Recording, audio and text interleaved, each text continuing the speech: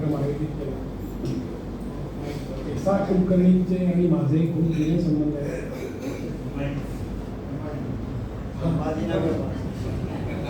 संभाजीनगर युनिटनी तो आयोजित केला आहे. छत्रपती संभाजींचा विषय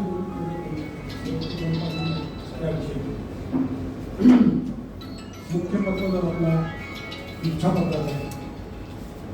त्याबद्दल सगळ्यांचे धन्यवाद. आणि आपण सगळे खूप मेजॉरिटीने आहात. म्हणजे जी एक्सपेक्टेड संख्या त्यापेक्षा खूपच जास्त होतं. त्यामुळे आपले सगळ्यात महत्त्वाचं असं आहे की तुम्ही का करायचं, इच्छापत्र का करायचं. पहिल्यांदा पूर्वीची जी एक नॉर्मल क्लेचर आहे की सगळ्यांना ऐकू येते ना, इच्छापत्र. आम्ही जेव्हा मेटकोत काम करतो किंवा करत होतो किंवा आता पराठी करता, बरेच लोक आम्हाला हा प्रश्न विचारतात, मृत्यूपत्र करायचं का, मृत्यूपत्र का करायचं. तर करायला गेलो तर आम्हाला भीती वाटते की आम्ही जाणून काय, म्हणजे तिथून सुरुवात होते. तर मृत्यूपत्र हे मृत्यूपत्र नाहीच आहे, हे इच्छापत्र. तुमचे जे विल म्हणजे इच्छा आणि इच्छेचं ते पत्र म्हणजे इच्छा. इतकी साधी सोपी डेफिनेशन आहे. ते प्रत्येकाने का करायचं, खूप लिस्ट आहे माझ्याकडे, वेळाभावी. आणि सुरुवातीलाच इंटरेस्ट घेऊन मी तुम्हाला सगळ्यांना विनंती करतो की तुमचे जे काय प्रश्न आहेत ते मॅक्झिमम प्रश्न तुम्ही सगळे लिहून काढा किंवा काय तुमच्या डोक्यात असेल ते डोक्यात ठेवा. स्पेसिफिकली आम्ही जे पराठीने सांगितलं त्याप्रमाणे की आम्ही त्यासाठी का सांगतो. कारण का इच्छापत्र असं प्रत्येकाचं वेगळं असतं, प्रत्येकाचं स्वरूप वेगळं असतं, प्रत्येकाचं त्याची डायरेक्शन वेगळी असते. जितक्या व्यक्ती तितक्या प्रकृती तितके इच्छापत्र असं आहे ते सगळं. त्यामुळं ABC प्रत्येकाचं वेगवेगळं असतं. आणि इच्छापत्राचं सगळ्यात महत्त्वाचं म्हणजे जे महत्त्वाचं कारण आहे की ते त्या नावातच आहे, ते इच्छापत्र आहे. त्यामुळं तुमच्या इच्छांचं तुमच्या पश्चात मूर्त स्वरूपात रूपांतर करून तुमच्या पुढच्या पिढीला किंवा तुम्ही नेमलेल्या व्यक्तींना संस्थांना तुम्ही हार्डकोर कष्ट केले हे लक्षात ठेवा. प्रचंड कष्ट केले 40 किंवा 45 वर्ष जॉब लोकांनी, तर त्याचं वाटप करणं आहे आणि ते त्यांनाच जायला पाहिजे. ही तुमची इच्छा आहे. इट्स अ सेल्फ फंड मनी. आणि सगळ्यात इथे महत्वाचं सांगतो की इच्छापत्र यामध्ये तुम्ही तुमच्या सेल्फ स्वकष्टार्जित पेन पासून बिल्डिंग, प्लॉट, फ्लॅट, शेत जमीन वंशपरंपरा विकत घेतली, याचं वाटप तुम्ही करू शकता. सगळं त्या डेफिनेशन मध्ये ते बघा. वाटप कुणी कुणाला करू शकतो. It's like that. पण सुरुवातीला सांगतो की हेरिडिटरी प्रॉपर्टी, माझ्या वंशपरंपरा, माझ्या वडिलांची 2 एकर कन्नड तालुक्यात जमीन आहे. तर ती 2 एकर जमीन तुमच्याकडे आली, तुम्ही एकुलते एक आहात, पण तुम्हाला 2 मुली आहेत, तर दोघांना 1-1 एकर जाणार. तर यांचं इच्छापत्रामध्ये आम्ही त्याला पासिंग रिमार्क म्हणतो, तो द्यायचा आणि वाटप करायचा. हे नाही केलं नाही केलं काही केलं तर कसंच होतं. म्हणजे हेरिडिटरी येते, समान पुढे जाते, त्यात तुम्हाला चॉईस नाही, हे लक्षात घ्या. केलं नाही तरी समान जाणार, केलं तरी समान जाणार. पण याचा विपरीत जर तुम्ही उलट सुद्धा काय करायचा प्रयत्न केला किंवा 2 एकरची कन्नड तालुक्यातली जमीन मी माझ्या मुलालाच देतो, तिला काहीच देत नाही, दॅट इज नॉट पॉसिबल. हे समानच वाटप करावं, हे लक्षात घ्या. नाहीतर मग कोर्टातनं दुसरा मुलगा घेऊ शकतो समान वाटप. त्यामुळे त्याला passing reference, passing hereditary property बिलमध्ये काढावं लागतं. सुरुवातीलाच पराठजींनी सांगितलं त्याप्रमाणे बिल करणं अतिशय सोपं आहे. वन सनी मॉर्निंग शुद्ध पाटे त्या पांढऱ्या कागदावर निळ्या शाईनी, आता आम्ही निघालो होतो काळ्या शाईनी. 4 ओळी लिहिल्या मी, माझं गाव, माझी पत्नी, माझी मुलं, माझ्या संस्था वाटप केलं आणि माझे 2 मित्र आहेत, तरुण मित्र. बघा माझ्या शब्दांकडे लक्ष देऊ काय काय बोलतो. यंग जनरेशन, कारण आपल्याच वयाचे मित्र असून उपयोगाचे ते आपल्याबरोबर बोलत लक्षात घ्या. त्यामुळे ते पुढे विटनेस म्हणून लागणार आहेत कोर्टात आपल्या ह्याला आपल्या कोविडची गरज नाही आहे, पण लागले तर आपल्यापेक्षा लहान असलेले चांगले म्हणजे कुठेही नॉट प्रोबेट.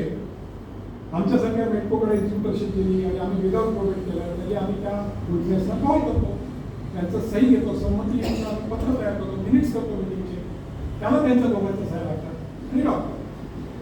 हे इतकं सोपं आहे. पण तुम्ही मोर प्रिसाईज, जास्त ॲक्युरेट आणि जास्त व्यवस्थितपणा त्याला आणण्यासाठी आपण त्याला रजिस्टर करण्याचा सल्ला की बाबा हे डॉक्युमेंट एका रजिस्ट्रारच्या समोर रजिस्टर केलं तर त्याला जसं आपण ट्रॅकचं करतो कंपल्सरी त्याप्रमाणे हे एक रजिस्टर केलं जातं.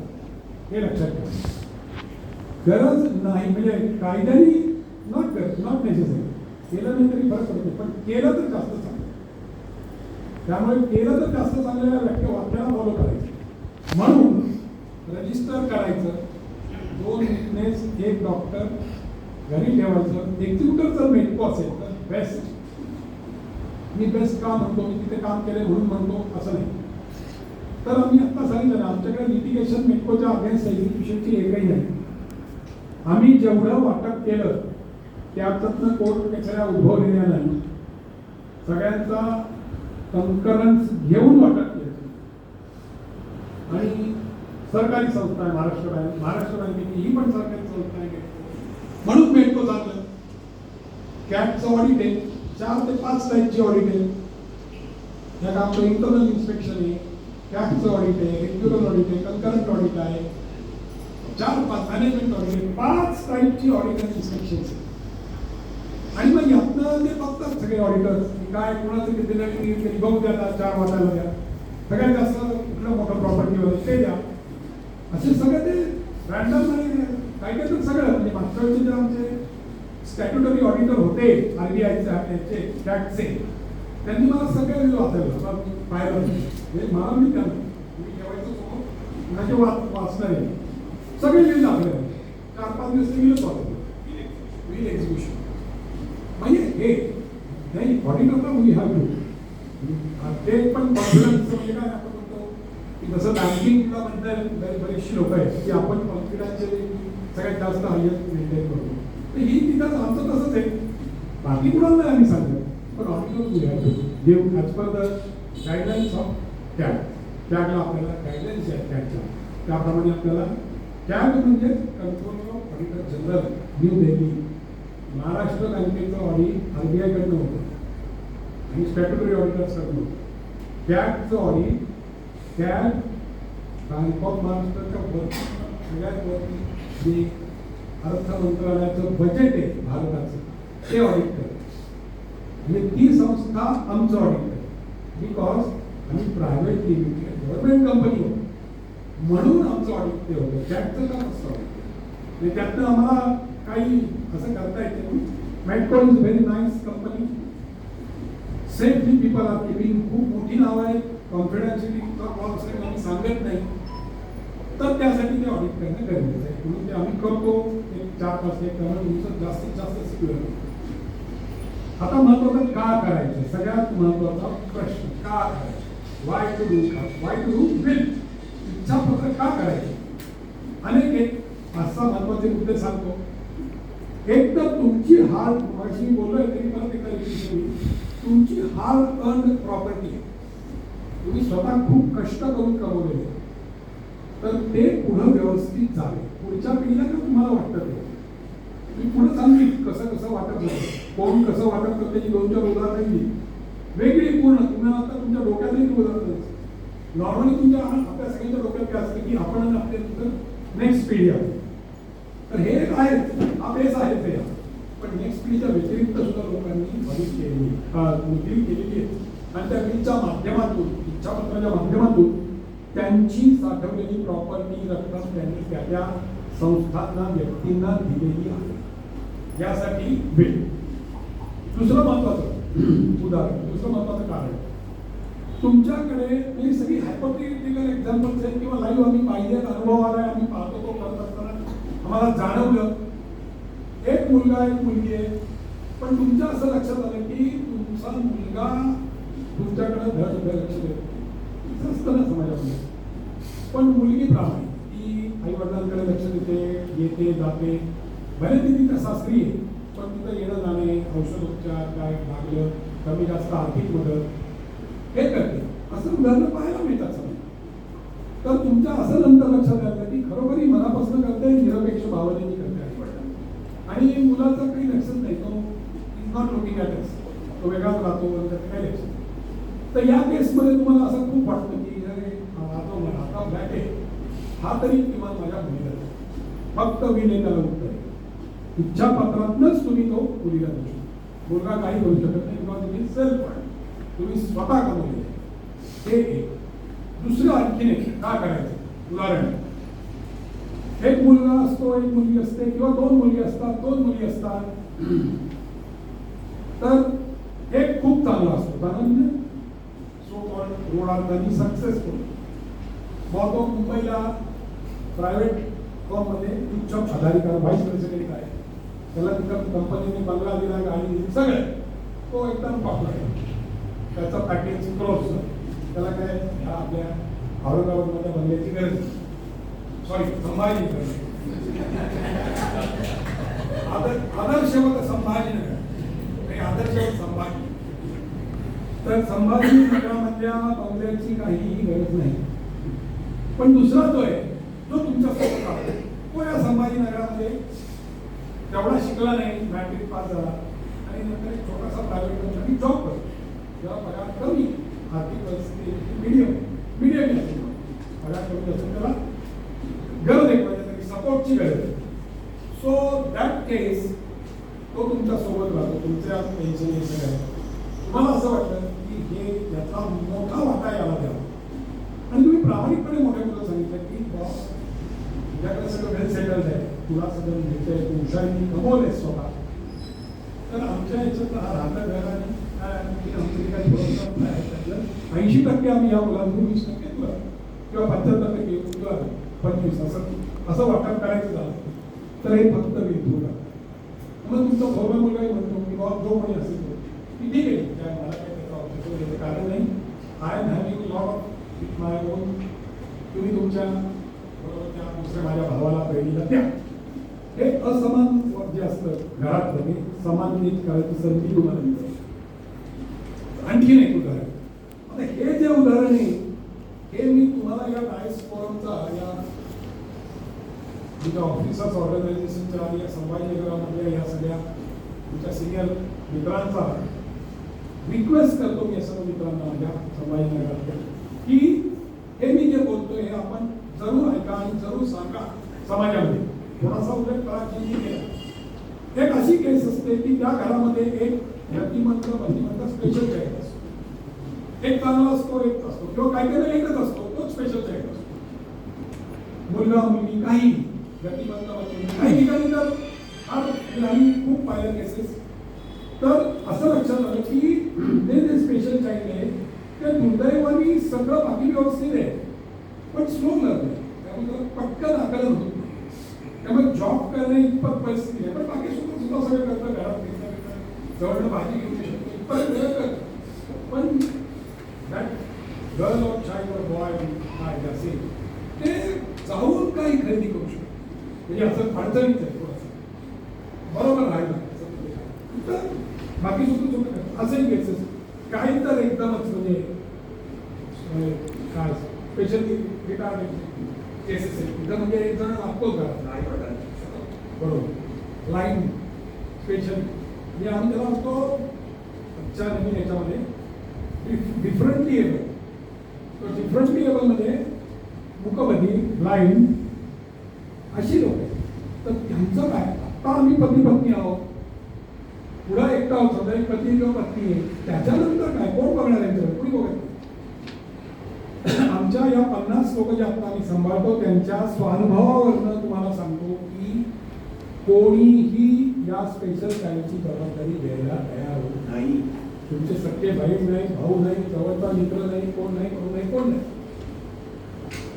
अगदी रेअर केसमध्ये घेतलेलं असेल पण नाहीच, तर ती जबाबदारी मेट्रो घेतं. मेट्रोला एक्झिक्युटिव्ह म्हणून नेलं जातं आणि असे 48 ते 50 लोक आम्ही आमच्या 4 युनिटमधून सांभाळतो. प्रत्येकाची वेगवेगळी उदाहरणं आहेत माझ्याकडे, आय कॅन एक्सप्लेन यू, पण वेळेचा अभाव आहे आणि आपल्याला प्रश्नोत्तरावर कॉन्सन्ट्रेट करायचं म्हणून. तर ही जी युनिक फीचर आहे मेट्रोची, हे मेट्रोची युनिक सर्व्हिस आहे, ती आपण जरूर सर्वांना सांगा. त्याचा फोटो काढा, त्याच्यावर आमचे फोन नंबर्स आहेत सगळे, 4 युनिट्सचे मोबाईल नंबर आहे, ऑफिस वेळा तिथे फोन करा. ज्या कोणी, मी असं म्हणतो तुमच्या मित्राचा मुलगा आहे, म्हणजे काय आमच्या चुलत भावाचा आहे, मुलगी आहे, एका आमच्या नातेवाईकाची मुलगी आहे, स्पेशल आहे, आई वडिलांना चिंता आहे की आमचा बच्चा कोण. तर हे सगळं आम्ही गायडन्स देऊन त्यांचं व्हील करून त्यांचा फील्डमधनं प्रायव्हेट ट्रस्ट पब्लिक ट्रस्ट करून त्यांना आयुष्यभर सांभाळत आहोत.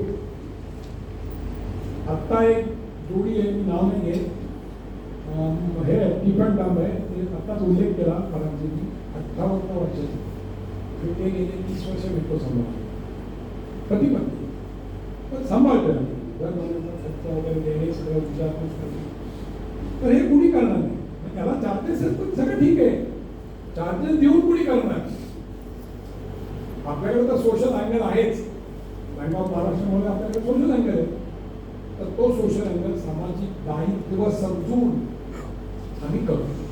तर त्यामुळं त्यासाठी तर मी पाहिजेच, इच्छापत्रासाठी हे सगळं सांगितलं. आणि शेवटी हे डील करायची जी मी अनेक उदाहरणं देतो, त्यातनं एक प्रॅक्टिकल उदाहरण देतो आणि थांबतो की का डील करायचं. प्रॅक्टिकल मेट्रोच्या ऑफिसमध्ये आम्ही पाहिलेलं उदाहरण. मी IT सेक्टरमध्ये होतो, SRK आम्ही ब्रँडचं मेकॅनायझेशन करायचो. तेव्हा मी पुण्यात एक मयूर कॉलनी ब्रँच आहे, त्या ब्रँचमध्ये जायचो मेकॅनायझेशन करायचं. दिवस रात्र बसायचो, वहिनींना काय नाही, SRKना माहिती, आम्ही दिवस रात्र पूर्ण रात्रच बसायचो, ते रात्रीच काम करायचं. तर ते मेकॅनायझेशन करताना जवळजवळ आम्ही तिथं महिना राहिलो एकेकासाठी. सुरुवातीच्या पहिली मेकॅनायझेशन हे CBS नव्हे, पहिले कम्प्युटर बसवले तेच आम्ही त्याला पार्शली आणि फुल्ली TBM म्हणायचं. तर ते TBM करताना आम्ही तिथे होतो महिन्याला. पुण्याच्या पहिल्या 3-4 ब्रांचेसमध्ये नवी कॉलनी होती आणि रात्रभर आम्ही तिथे बसायचो. मॅनेजर चांगले मित्र झाले, दिवसाही बसायचो, रात्री थांबायचो.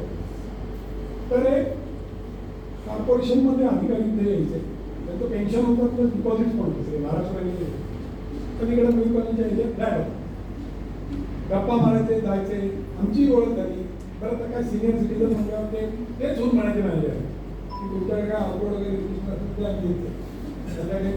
बसतो, मला बरं वाटतं. अशी छोटी मोठी मदत बँकांना करायचे. ते चांगला सज्जन माणूस होता, ऑफिसर म्हणून तिकडे कॉर्पोरेशन. आपल्या मॅनेजरशी रिलेशन चांगले, मॅनेजरही चांगले होते, सगळे छान होते. त्यांना एक मुलगा होता आणि मुलगा अतिशय हुशार, व्हेरी ब्रिलियंट, सतत टॉपर पुण्यात.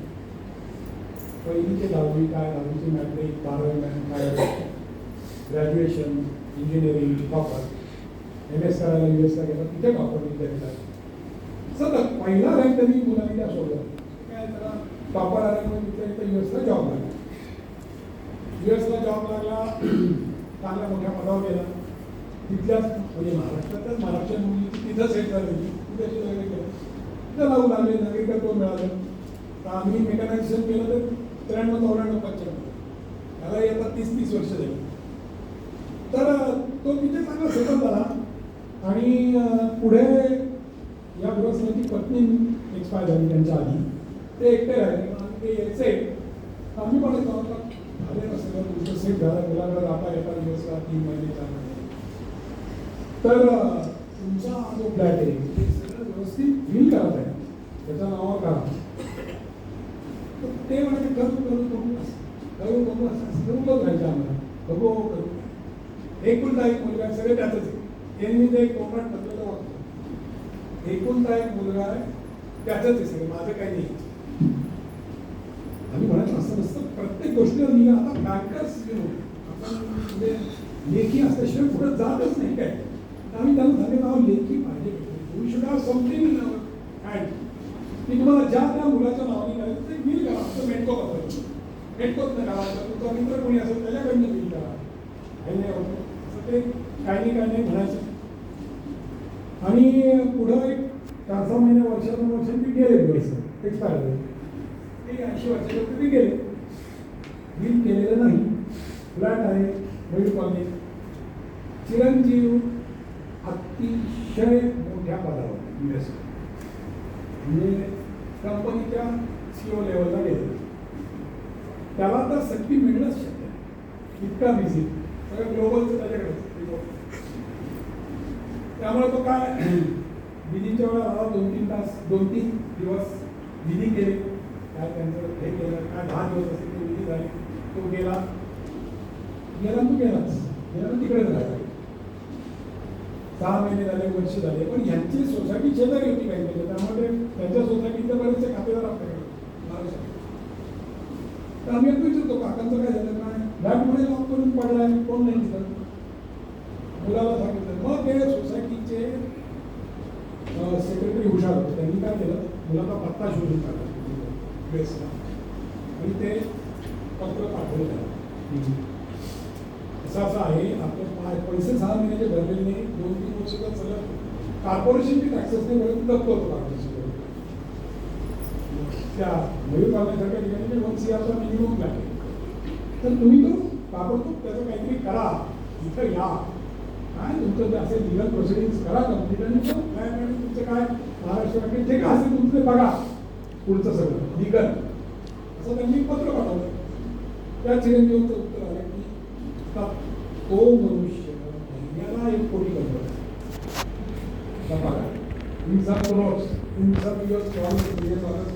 पॅकेज काहीच नाही आहे. मला येऊच शकत मला काही नाही असं कळवलं.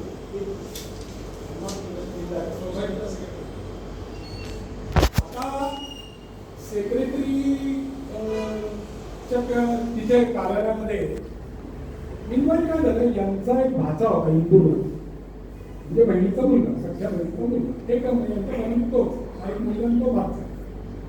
तो ग्रस्त इंदूरमधला एक असाच वॅगॅबॉन्ड तिकडे फिरणारा मोठा बांधणारा. त्याला हे कळलं की आपला फ्लॅट आहे मामाचा पुणे. तो भाऊ तर काही येत नाही म्हणून तो आला पुण्यामध्ये. त्याचा एक मित्र इंदोरला हुशार वकील होता. तो म्हणला अरे अगर तेरा भाई US से नहीं आ रहा है तो तू ही है नेक्स्ट. तू ही है. अगर वो ना बोलता है तो तू ही नेक्स्ट. मग त्यांनी त्या वकिलांनी आले पुण्यात. हा असाच पैसे उडवणारा ग्रस्त होता. त्यांनी कोर्टात अप्लाय केलं. त्यांनी कुठून तरी ते सोसायटीला आलेलं पत्र मिळवलं की I am not interested in that. लेखी पत्र सहीचं. ते पत्र त्याच्या क्लेमला जोडलं. पुण्याच्या सक्सेसफुल क्लेममध्ये अप्लाय केलं. काय 4 वर्ष 3 वर्ष मिळाला फ्लॅट सगळं त्याला मिळालं. तर तो ग्रस्त इतका वेगळा होता की त्यांनी वेगळ्याच जागेवर 2 महिन्यात फ्लॅट विकून टाकला. ते पावत्या काय आल्या त्या सक्सेसफुल सगळे पैसे गोळा केले. कारण यांनी लेखी नाही कळवत होतं ना. आणि ते सगळं उडवलं इंदुरात 4 महिन्यात. हे असं नाही पाहिजे. It should not happen to anybody. तुम्ही हार्ड आणि देवपूजा करायची हे करायचं. खूप धार्मिक आणि चांगली होती. मुलगा खूप चांगला होता. तो एवढ्या मोठ्या कोर्स पोहोचला. असं आजकाल प्रमाण वाढत चाललंय. अमेरिकेत, युरोपमध्ये, ऑस्ट्रेलियात आपली कामं करणारी मुलं म्हणतात आम्हाला त्या इंटरेस्ट नाही. अजून एक रिझन शेवटचं सांगतो का मी करायचं. अशा केसेस ज्या आहेत की जिथं तुम्हाला तुमची नेक्स्ट जनरेशन सांगते आम्हाला काही इंटरेस्ट नाही. पण तुमच्या असं लक्षात आलं की आपल्या पूर्वी आपल्याला मदत केलेले आपले मामा आहे, काका आहे, त्यांची मुलं आहे, खरोखर मदत केलं, सांभाळलं त्यांनी आपल्या कॉलेज काढला ते लोक आहे, किंवा आपल्या संस्था आहे, किंवा मला पुण्यातल्या वनवासी कल्याण आश्रमाच्या लोकांनी राहतो कॉलेज वनवासी कल्याण आश्रमाची किती तरी साने मुलींची वसीकरण मुंबईत आहे, रोटरी क्लबनी मदत केली किंवा कोण या सगळ्या ज्या सामाजिक संस्था आहेत या संस्थांना जर तुम्हाला द्यायचे असतील तुमच्या पश्चात रक्कम, पैसे, फ्लॅट, तर विल हा एकमेव उपाय आहे. शेवटचं एक 5 मिनिटात उदाहरण सांगतो आणि तुमच्या पत्रकारांना आम्ही आतूर झालेले आहोत आणि किती तुम्ही प्रश्न जितके विचारतात तेवढ्या आमच्याकडे हे आहे. तुम्ही जितके जास्त प्रश्न केला तितकं आम्हाला त्यात इंटरेस्ट आहे.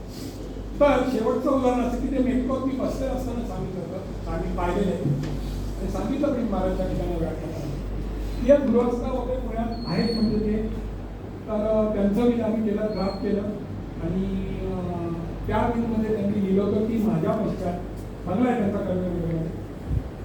आता पीएमओच्या शेजारी आसपास लागला कुलकर्णी सरांना माहिती आहे. तर त्या बंगल्याचं माझ्या पश्चात पेटा म्हणजे संस्था आहे, प्राणी ॲनिमल्सचे संभाळ करणारी संस्था किंवा ॲनिमल्सची जागरूकता निर्माण करणारी संस्था. मला एक आश्चर्य वाटतं की आमच्या नेहमीच्या प्रथेप्रमाणे मी तिथे व्हिजिट केली किंवा एक हा असं त्यांच्या बंगल्यावर एक व्हिजिट करतो नॉर्मली आणि मोठे जर काय असलं मोठंही नाही छोटं जरी मी असं तरी एक नॉर्मल घर बघून वगैरे येतो किंवा त्याचा मला काय अंदाज येतो की कसं कसं काय काय करायचं. ड्राफ्टिंग करताना काही क्लॉजेस ॲड करायला लागतात अकॉर्डिंगली. प्रत्येक ठिकाणचं डेफिनेशन बदलतं. डेफिनेशन म्हणजे परिस्थिती बदलते, एन्व्हायरमेंट बदलते. मग बघितलं तर त्यांच्या घरात 6 कुत्रे आणि 12 मांजरे हेच त्यांचे आहे, हेच त्यांचे सर्वस्व त्या ग्रस्त. तर याचा सांभाळ कोण करणार माझ्यापासून? तर ते पेटा काय म्हणून त्यांनी पेटाला कळवलं हे माझा बंगलाच मी तुम्हाला तो करणार. मी गेल्यानंतर सगळ्यांना उचलायचं सांभाळायचं याची हे विक्री करून त्याचं ऑफिस काढा इथं काय करा. ते करण्याचं फक्त ताकद मिळते, बाकी कशा याच्यात ड्युटी नाही, टॅक्स नाही, काही नाही. याला पर्याय म्हणून जर तुम्ही गिफ्ट म्हणत असाल, गिफ्ट डीड, तर गिफ्ट डीडला टॅक्स आहे. गिफ्ट डीडनी तुम्ही तिकडे रकमा घरं ट्रान्सफर करणं टॅक्सेबल आहे. लिगल आणि टॅक्स कन्सल्टंट सीएमची ओपिनियन घ्या. बिलला काही नाही, स्टॅम्प ड्युटी पण नाही, फक्त जे रजिस्ट्रेशन तिथे ऑफिसचे चार्जेस आहेत तेवढेच आणि मेटकोचं ड्राफ्ट करतो मेटकोचे चार्जेस. अतिशय स्वस्तात हे सगळं होऊन तुमच्यापासून सगळ्यात महत्वाचा मुद्दा बिल केल्यानंतर तुम्ही दर वर्षी ते बदलू शकता, कधी बदलू शकता, किती वेळा बदलू शकता, त्याला काय फक्त चार्जेस तुम्हाला फ्रेश द्यावे लागतील कारण ते फ्रेश ड्राफ्टिंग. कारण कालांतराने मतं बदलतात. आज मी ए नावाच्या मुलाला दिलेलं पण बिल झाल्यानंतर मला तिथं पाडू लागलं बिलच द्यायचं असं होऊ शकतं. तर त्यासाठी किती वेळा तुम्ही बिल करू शकता परत. फक्त पूर्वीचं बिल रद्द करण्याचा क्लॉज आणि त्यात पहिला बाकी हे फ्रेश बिल आहे हेच कोर्ट तेच फायनल बिल गृहीत धरतं फॉर नेक्स्ट एनी पर्पजेस.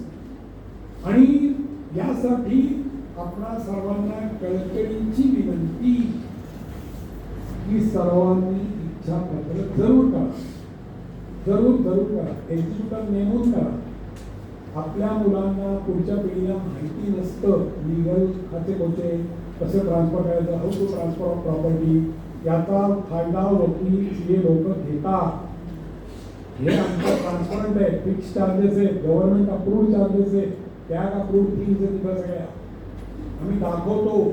आम्हाला रिपोर्ट करावं लागतं जे काही चार्जेस वाढले कमी झाले काय बँकेपासून आणि तिथं आमच्या रिपोर्टिंग आमचं आहे त्यांना कंप्लायन्स आहे तिथं आम्हाला रिपोर्ट करावं लागतं की इन्क्रीज नवर चार्जेस, पब्लिकला नोटीस द्यावी लागते, जनरल नोटीस, सगळं जे बँक ऑफ महाराष्ट्र ॲप्लिकेबल आहे ते सगळे त्यामुळे या सर्वांचा विचार करता आपण सर्वांना. बरं दुसरा तुमचा प्रश्न आधीच उत्तर देतो की संभाजीनगरचं काय. तर संभाजीनगरमध्ये बसून बिल आपण का हल्ली खूप सोपं झालं, मेनली पाठवा तुम्ही इथे रजिस्ट्रेशन करा, इथले लोकल आमचा स्टाफ तुम्हाला असिस्ट करायला येईल, आम्हाला एचओकडनं तशा सूचना आहे, तर इथला लोकल अधिकारी तुमच्या मदतीला येतो, तो तुमचं त्यांच्या पॅनलकडनं रजिस्ट्रेशन करून ते रजिस्टर होईल, आमच्याकडे पाहिजे असं आम्ही दिल्ली चेन्नई केलेलं आहे. फार मोठ्या लोकांची बिल आहे, फिनान्स सेक्रेटरीचं बिल आमच्याकडे आहे, RBI डेप्युटी गव्हर्नरचं बिल आमच्याकडे, नावं विचारू नका. एवढ्या मोठ्या लोकांनी विश्वास ठेवून मेडको तर, आणि कुठेही म्हणजे मेजर मायनर काही इश्यू झाले होते, त्यामुळे या सर्वांचा विचार करता अनेक तुम्हाला कारणं सांगितली, उदाहरणंही सांगितली प्रॅक्टिकल. आपण सर्वांना विनंती आहे की जरूर मी करा. आता प्रश्नोत्तरांचा तास आहे, तर प्रश्नोत्तरांच्या ह्याच्यात आपण जास्तीत जास्त प्रश्न विचारा, म्हणजे करा जे आम्ही तुम्हाला त्याची उत्तरं देऊ की का करावं, कसं करावं. जाण्यापूर्वी खरं मी नेहमी शेवटी बोलतो, पण आता पहिल्यांदाच बोलतो, 2 शब्द. धर्मवीर संभाजीनगर, धर्मवीर संभाजीनगर माझ्या मित्रांसाठी, कल खेल में हम हो ना हो, गर्दिश में तारे रहेंगे सदा, भूलोगे तुम भूलेंगे हो, पर हम तुम्हारे रहेंगे सदा.